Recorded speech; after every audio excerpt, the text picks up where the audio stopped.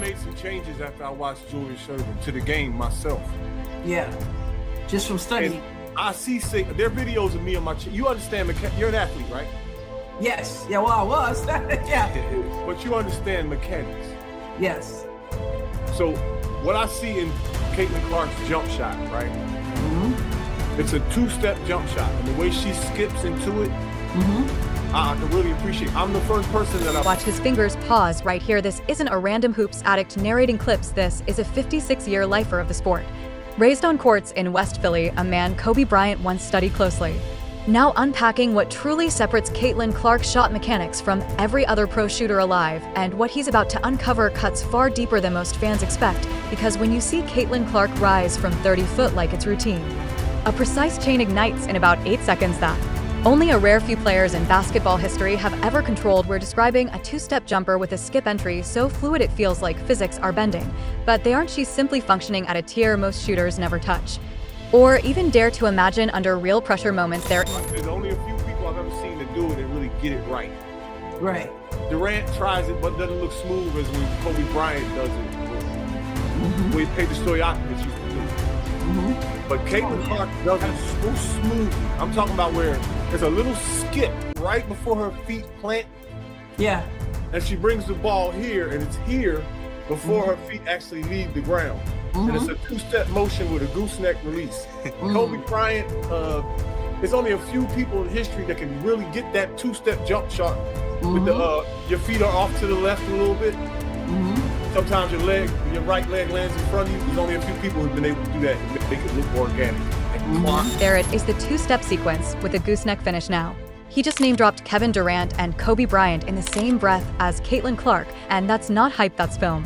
Study speaking music, because when you truly strip down the mechanics frame by frame, there are only about 5 or 6 players in the modern era who can execute this exact footwork pattern and make it feel natural. Durant tries it, but it doesn't flow the same way. The cadence is slightly off with Kobe. It was poetry, every motion linked seamlessly, and with Caitlin Clark, she's doing it at 22 years old in her rookie WNBA season with the same fluidity that took Kobe a decade to perfect that skip. Right before her feet plant, where the ball is already at her set point before she even leaves the ground. That's not something you can just teach in a workout. That's thousands of repetitions, forging muscle memory most players never fully develop. She also has this thing she does when she flicks. She has several different releases. I don't know if people are paying attention. And her skill set is like no other. I'm arguing with people about Asia Wilson, and because everybody calls her the best in the league. Right. There's no way possible that she has anywhere near the skill set Clark has.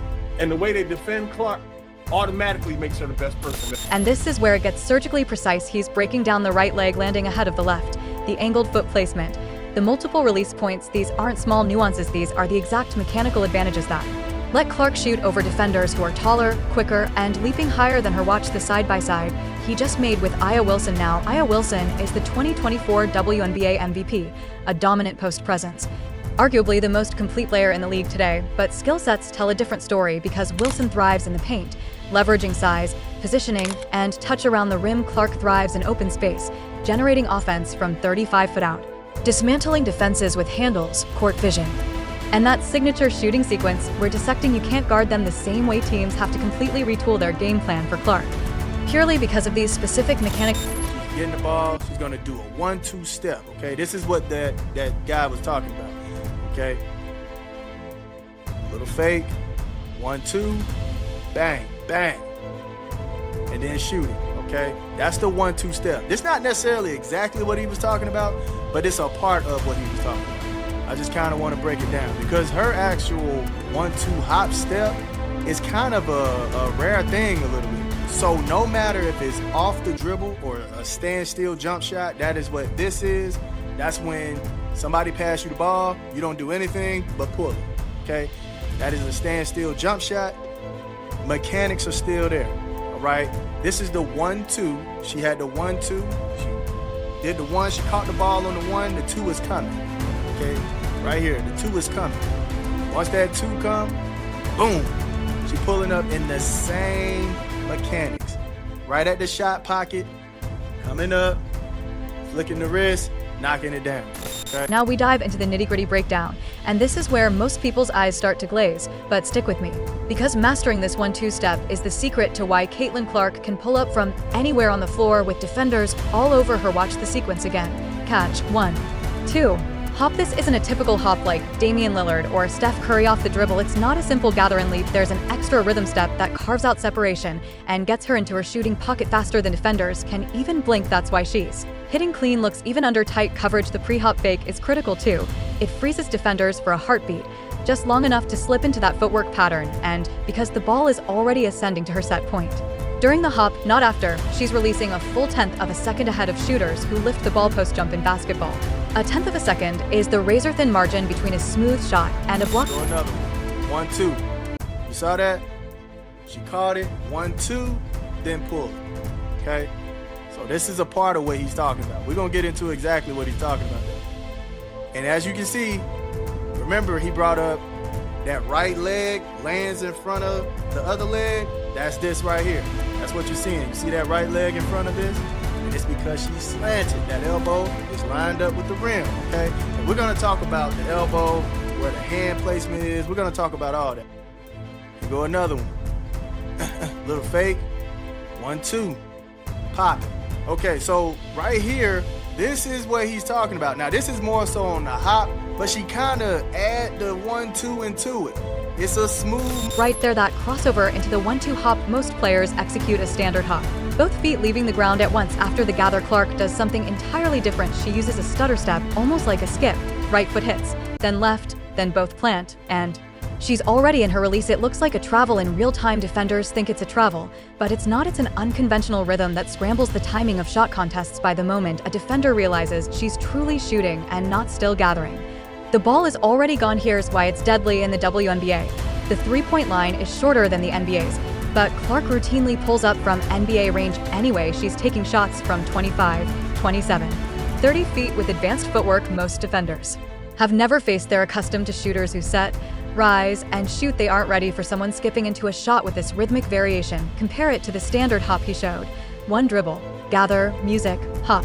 Shoot. Predictable. Defenders can time it, but that 1-2 stutter before the hop injects a variable that shatters timing. They jump too early or not at all because they're still decoding whether she's shooting or driving. So watch this. She's crossing over. Watch the legs. 1, 2, and I hop with it. And I hop with it. Okay? This is what he's talking about. And it's real smooth. It's a small thing on the mechanics, but it's real smooth. Okay, this is a simple hop. Hop over, boom. She kind of did it again off the pass, but knockdown, boom, off the hop, off the one hop. Now check this one. 1-2, come back. She did it again right there. It's like a 1-2 and then hop. It's a rare little move that she's doing, man. It's really smooth how she's doing it. Like you almost think she's traveling the way she's doing it, but she's not. Crossover. See, that's a hop. That's the hop, okay? That's a regular hop. Now we're diving into the core biomechanics. Feet angled, elbow aligned with the rim, music, right leg landing ahead of the left. This isn't random. It's engineered precision. When your feet tilt slightly away from your shooting hand, it does two critical things. First, it opens the hip, letting you rotate into your shot pocket faster. Second, it naturally lines up your shooting shoulder, elbow, and hand in a straight trajectory to the basket. That alignment is everything. Square feet with an elbow out, you're fighting your own body, wasting motion, engaging extra muscles, losing precious milliseconds. Clark's angled feet let her catch on the left and bring it straight to her shot pocket with zero wasted lateral movement. Look at Steph Curry on catch and shoot threes. Always slanted. Kevin Durant, same. Kobe Bryant, same. Not coincidence. Physics. And that right leg landing ahead, that's the slant in action. Turning your feet, music, naturally drives the front leg forward for right-handed shooters. That's the right leg. It builds a stable base and improves balance on off-center shots. When Clark fades left to right, that leg counters her motion, keeping her center of gravity locked. Even mid-lateral movement. Here's the divide between good shooters and great shooters.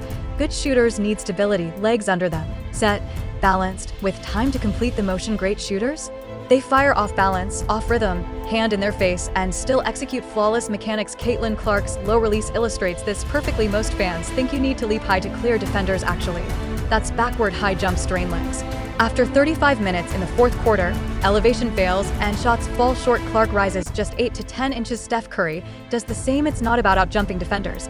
It's about repeatable consistency, low release, solid mechanics, and your legs are irrelevant. The shot becomes rhythm and touch, and the shot pocket, the ball's resting spot before the set point, is crucial for Clark. It's low and to the right. Steph Curry, similar Kevin Durant, slightly higher, but still angled. The faster the ball reaches that pocket after a catch or dribble, the quicker the release. When Clark catches on the left, with her feet already slanted, the ball travels maybe 14 inches to her shot pocket. If her feet were square, that ball would need to move 20+ inches across her body. 6 extra inches of motion, translating to roughly 15 seconds of extra time. Doesn't sound like much, but in basketball, that's the razor-thin difference between an open 3 and a contested 3. Now, elbow alignment. When the elbow sits directly under the ball, pointing at the rim, it forms a straight line from shoulder through elbow through wrist to basket.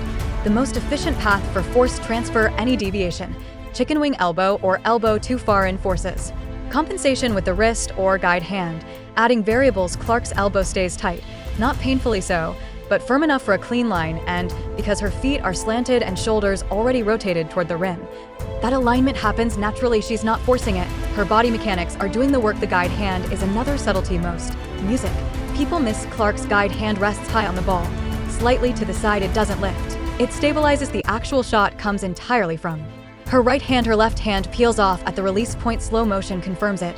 The ball leaves her right hand, and the left hand is already falling away. Textbook execution. Hold it too long, and you risk unwanted spin or torque. Music. Release too early, and you lose stability. Clark's timing? Flawless. Music. Years of repetition, thousands of shots, relentless refinement, and that gooseneck release you noticed? That's when the wrist is fully cocked at the set point, forming that signature angle like a goose's neck on release. She snaps the wrist forward with a smooth follow-through. The gooseneck produces consistent backspin, giving her touch and forgiveness on the rim. Shots with good backspin can hit the backboard, and still drop shots with side spin or no spin bounce out. Clark's release: always gooseneck, always tight, always consistent backwards rotation. Every single shot. That's not luck, it's pure mechanics, and it's a big reason her deep shooting percentage is elite. Even on shots most coaches would label as bad. The multiple release points he mentioned? Absolutely critical. Clark doesn't rely on a single release. She can fire a high release when she has time, a quick release when contested, or a lower release off the dribble to get it off faster. That versatility makes her nearly impossible to scout. Defenders can't just anticipate one release. They have to read her in real time by the time they react. It's too late. Compare that to Aya Wilson, who he mentioned earlier. Aya is dominant, an MVP, one of the league's best, but her skill set is different. She thrives in the post, leveraging footwork, positioning, and touch around the rim. She's not generating offense from 30 foot out with handles and elite shooting mechanics. That's not a knock on Aya. It's a different game. Pure skill, pure shot creation, pure shooting mechanics. Caitlin Clark operates at a level that's rare in any basketball league. Defenses have to extend to half court, double team her 35 feet from the basket. That warps the entire floor. That's the impact of elite mechanics. Deep range and the confidence to music wield them. So here's the real question: can these mechanics be taught, or are they innate? The answer is both. Footwork, elbow alignment, shot pocket, those can be drilled, but the rhythm, the timing, the feel for when to use the 1-2 hop versus a standard hop, that's instinct. That's thousands of hours of experimentation and repetition until it becomes second nature. Caitlin Clark didn't wake up one day shooting like this. She's been building this since childhood. Now, in her rookie WNBA season, the results are on full display. She's not just a good shooter, she's a great shooter, with mechanics that put her in conversation with the all-time best. And if you pay attention, if you see the 1-2 hop, the slanted feet, the gooseneck release, the low jump, the perfect elbow alignment, you're witnessing something extraordinary. That's what separates Caitlin Clark. Not just range, not just confidence, but mechanics, details, the subtle things most people never notice, things that make all the difference between good and